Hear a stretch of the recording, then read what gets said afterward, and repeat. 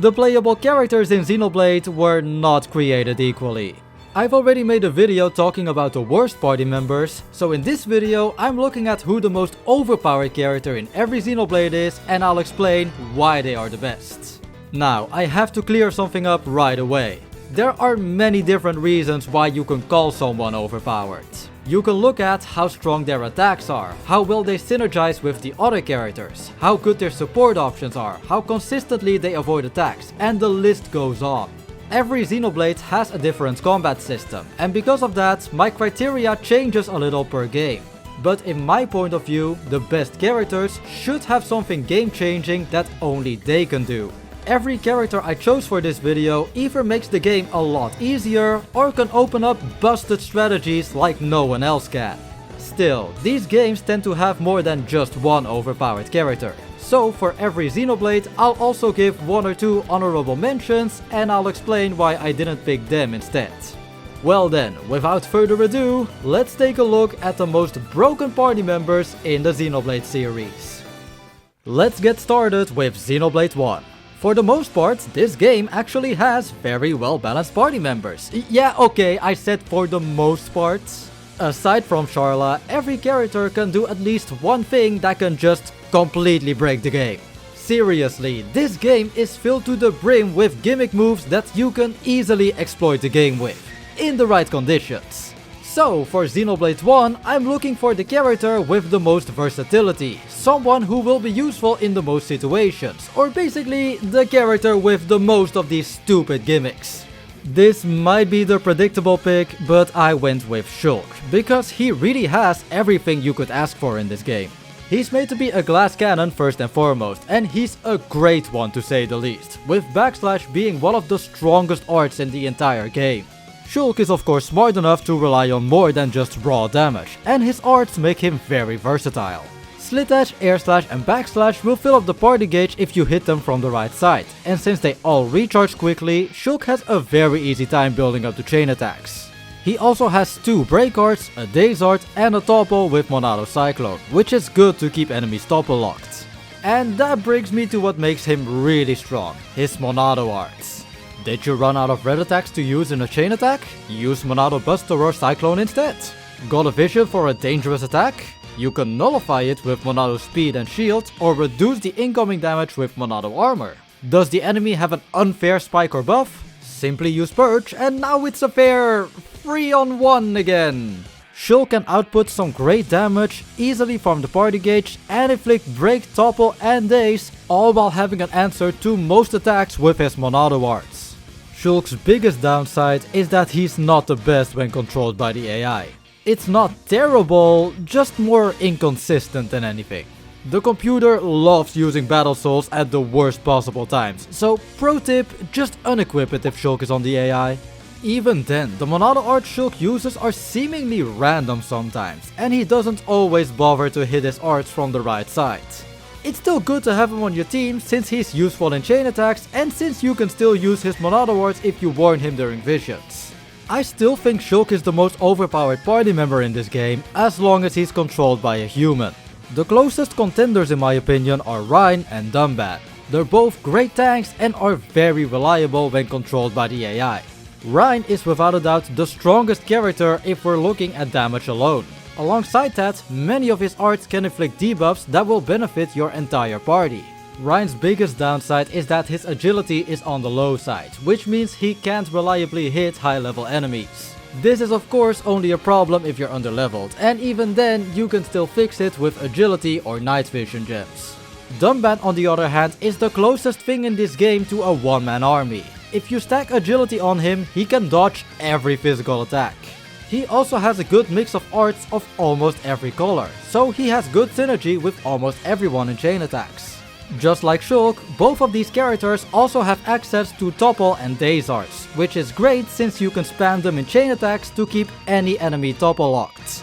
If I had to pick between the two of them, I'd give the slight edge to Rein, because his damage is just that insane, especially with Berserker and Magnum Charge. The first of these is an aura that will boost his attack stat, and the second is an art that will boost the power of his next attack. If you then follow up with the already strong sword drive after this combo, the enemy's health bar will just explode. Some people might be wondering why I haven't mentioned Melia yet, and don't worry, because we're now getting to her own game. Kind of. I like to treat Future Connected as a standalone game, similar to Torna or Future Redeemed, though it's really more an extra chapter of Xenoblade 1, with less characters and less combat mechanics.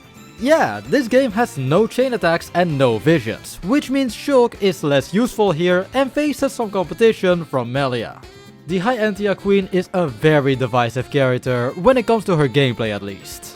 I always like to joke that your opinion on how good Melia is reflects how much you understand of this game's combat. There's a learning curve for sure, but she's definitely strong. She can force topple on enemies without needing break, she has an art that will make her invincible to most attacks for 5 seconds, and overall she just has insane damage output, especially in chain attacks.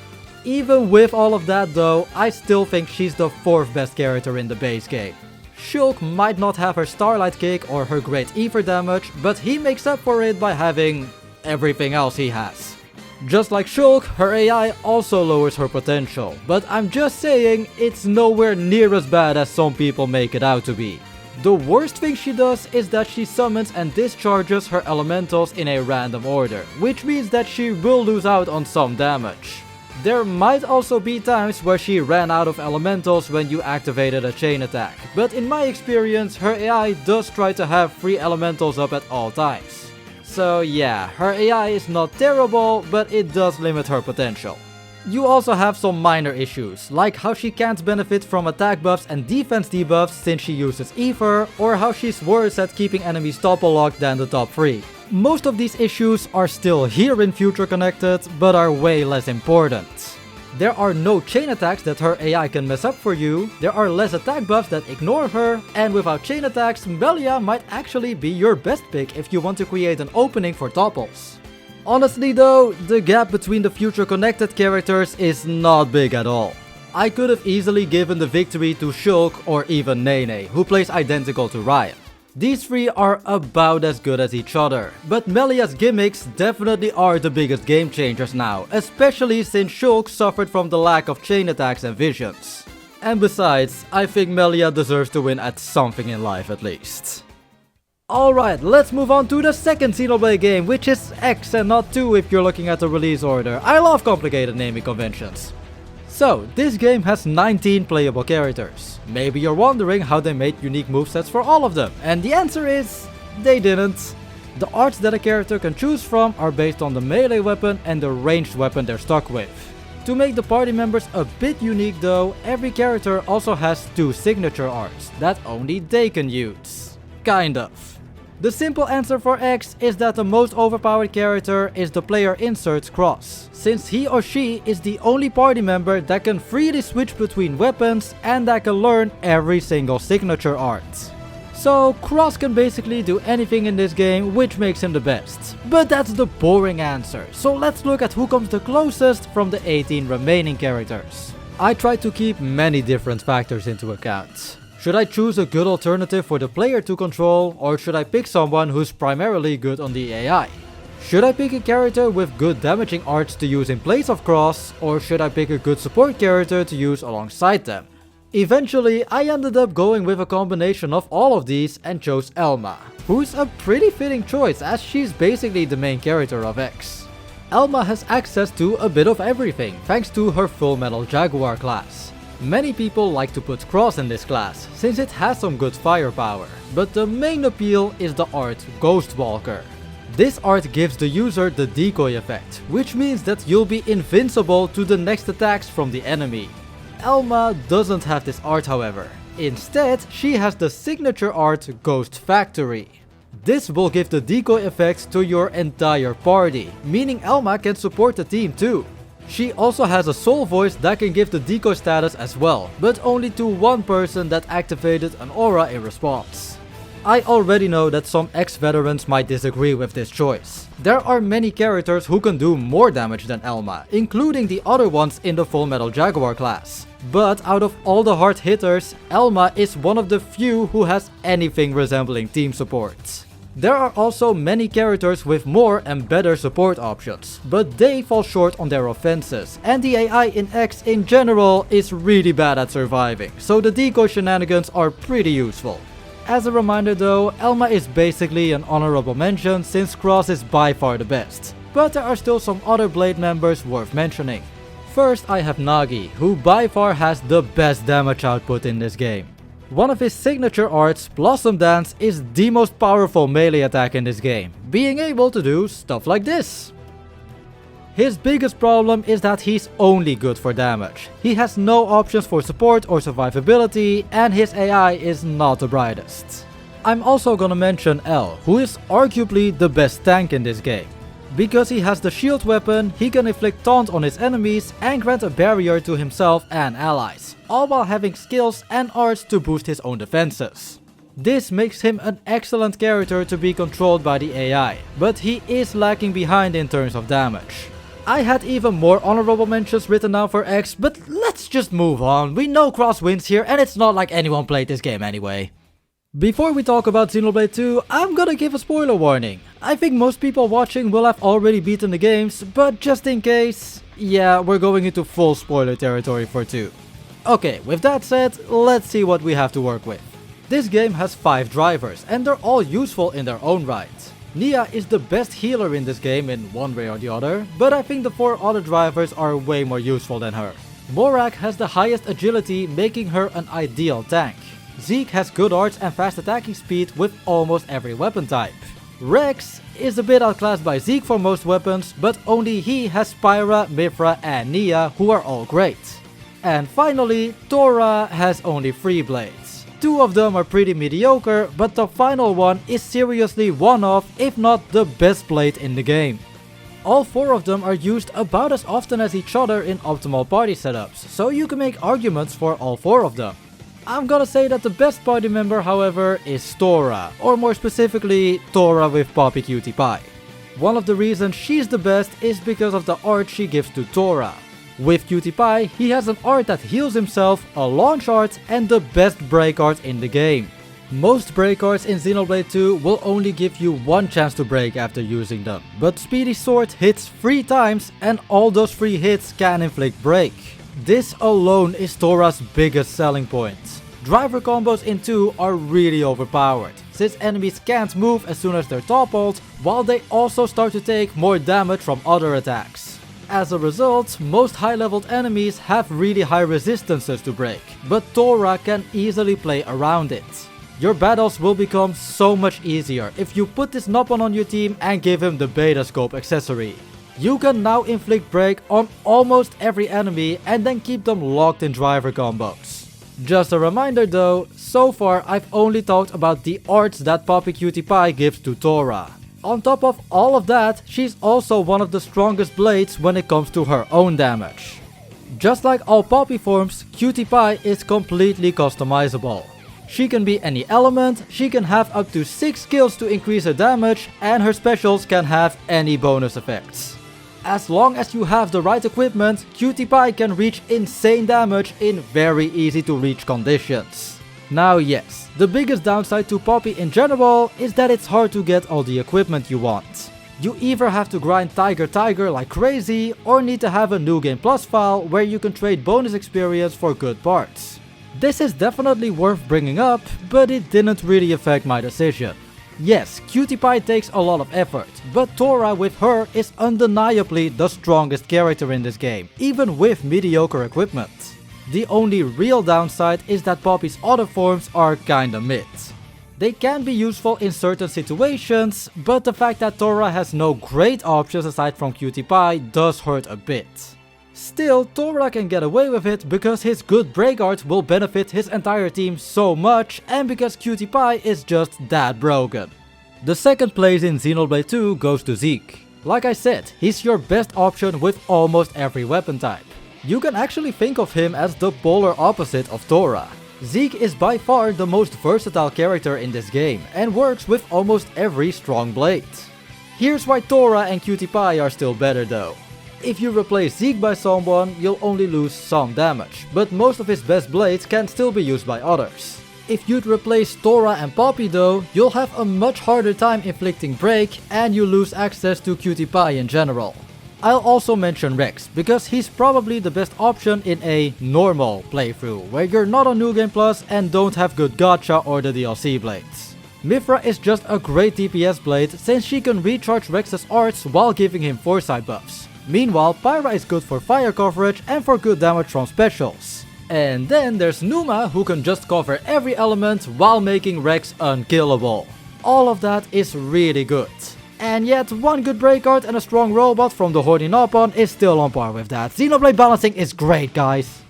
You might have noticed that Xenoblade 2 has a pretty exploitable combat system, and somehow it got even more broken with Torna. The DLC made some big changes. One of these is that every character has a talent art now, and some of these are just ridiculous. I consider all 3 drivers in this game to be irreplaceable because of them. Hugo can force enemies to target him, making him a perfect tank. Laura can sacrifice her HP to recharge all her arts instantly, meaning she can spam her break art over and over until it finally works. And last but not least, Adam is my pick for the most broken party member thanks to his talent arts. By sacrificing some HP, he can make breaks, topples and launches last longer. If you don't understand why this is broken, then let me just say, you can stack this. If you launched an enemy while you're controlling Adam, you just won the battle. The enemy can't fight back and will take increased damage until they drop down, which might never happen. Now yes, you have to sacrifice HP for this, and you will run out at some point. Good thing some accessories can heal you if you get a critical hit. Granted, Adam isn't the most reliable with crits since his arts are slow and only hit once, but just getting one heal can be enough to get 3 extra Transcend uses. There are some other limitations, however. Using a special on a launched enemy can cause them to drop down after the game zooms in on your fusion combo, and your other party members can smash your enemy, because Xenoblade AI is very good, guys. That doesn't take away from how broken this strategy is though, especially since there are very little enemies in Torna that are immune to break. Because Adam enables the most broken strategy in this game, I consider him to be the best driver. But we haven't even looked at anyone's blades yet. I noticed a pattern where every Torna driver has a blade focused on damage, while they have another that's focused on support, be it healing or evasion. Well, get this. Minov is so strong that he makes Mithra, the Aegis, look like a support blade in comparison. Mithra is still useful in her own right. After dying, she can make the whole party invincible, her foresight buffs evasion, and she has some strong attacks that she can spam. Minov on the other hand has an evasion art and skills that increase his damage by a lot. His Santo skill, for example, increases his damage per attack cancel, which is great because you can cancel his talent art into itself. This makes Minov better when controlled by the player rather than the AI, and the same goes for Adam too. But his transcending is so overpowered that he still deserves to be called the best. Being able to switch to his blades for evasion or damage is more of a bonus than anything. The runner-up for Torna is Team Laura. You can argue that she's the most important driver, since she's the one to inflict break. But what really made me consider her is her synergy with Jin. Adam and Minov are really strong on their own, but they actually don't work that well together. They both take away some field time from each other. Ideally, you want to stay on Minov to get his cancels in, but you also have to stay on the weaker Adam if you want to transcend driver combos. As soon as Laura inflicted break, however, her job is done.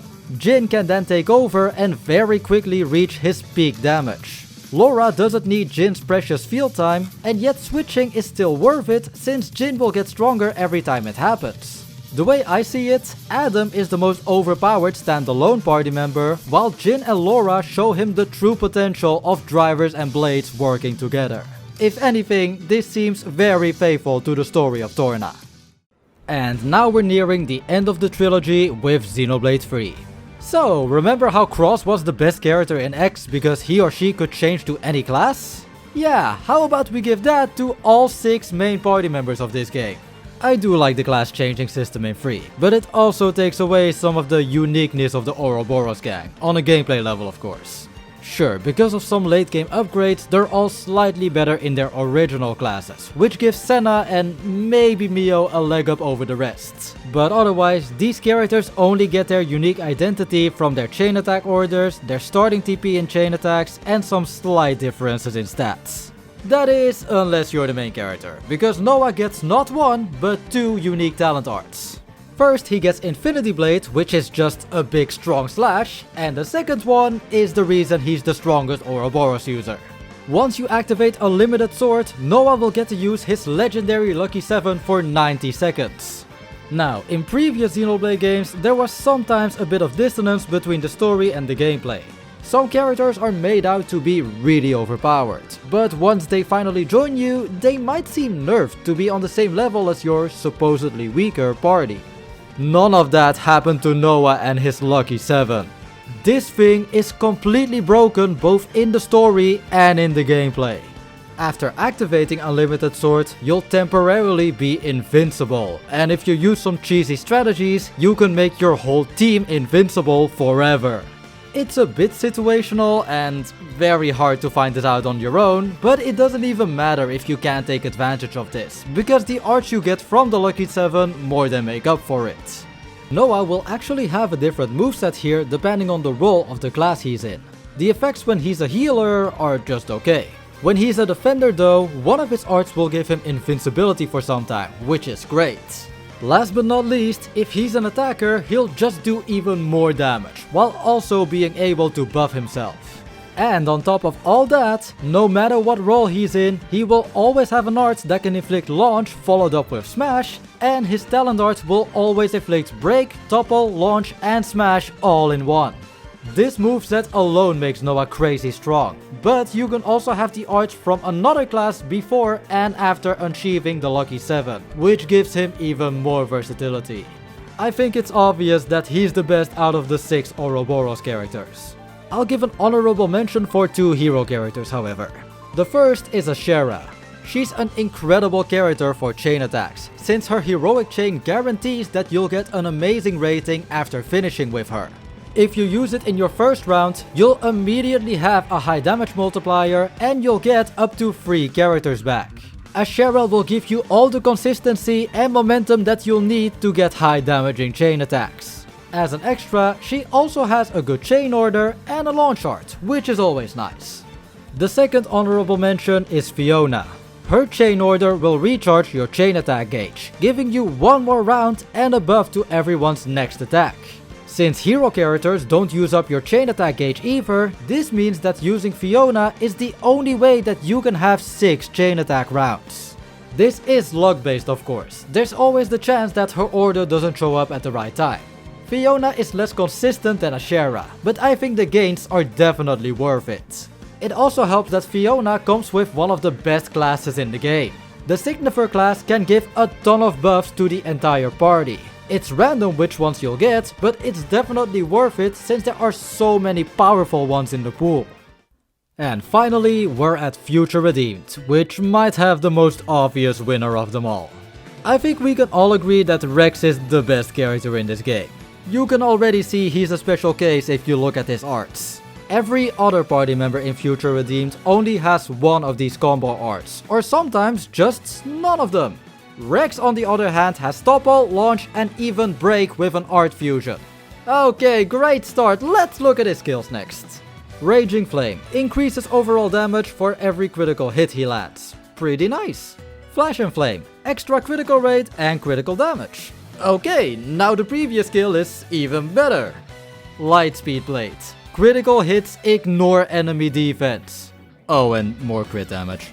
To the surprise of absolutely nobody, Rex is the hardest hitting character in Future Redeemed, and it's not even funny how much stronger he is than the rest. That is also his biggest weakness. Because Rex deals so much damage, it's only a matter of time before he gets the aggro, and with his bad defenses, he'll die really quickly. If this was Xenoblade 1 or 2, where you have to sacrifice the chain attack gauge to revive, then this might have sucked. But this barely matters in Xenoblade 3. As soon as Rex dies, he can just get revived by Glimmer NA to then just spam his strong arts again. The only thing you'll lose by dying is the recharge on your arts and talent arts. So who cares about acro balancing? Just keep hitting the enemy over and over until one of you dies. Rex really just has it all. Disgusting damage, access to the entire driver combo, and weaknesses that can easily be covered up by the team. If I had to pick a runner-up, I guess I'd go with Matthew. Matthew's damage is not as great as the Master Driver's, but his selling point is how quick his arts recharge. One of his skills gives you a random chance to keep your arts recharge after you use it, and another increases your auto attack speed over time. You can literally just spam arts with him over and over, which is especially great since he has a break art that you'll want to use as often as possible. Because, as you might have noticed by now, break, topple and launch are super broken in Xenoblade. But there you have it, the most broken party member in every game in this series. I didn't expect it before making this video, but finding the best party member in every game was actually way harder than finding the worst ones. Unlike the worst characters though, I don't think any of the party members in this video are poorly designed. All of them have some of the most enjoyable gameplay in their own games, and I definitely wouldn't want them to play differently. Anyways, thank you very much for watching this video, leave a like or a comment if you enjoyed it, and subscribe if you want to see more like this. This has been MaxMonado, signing out.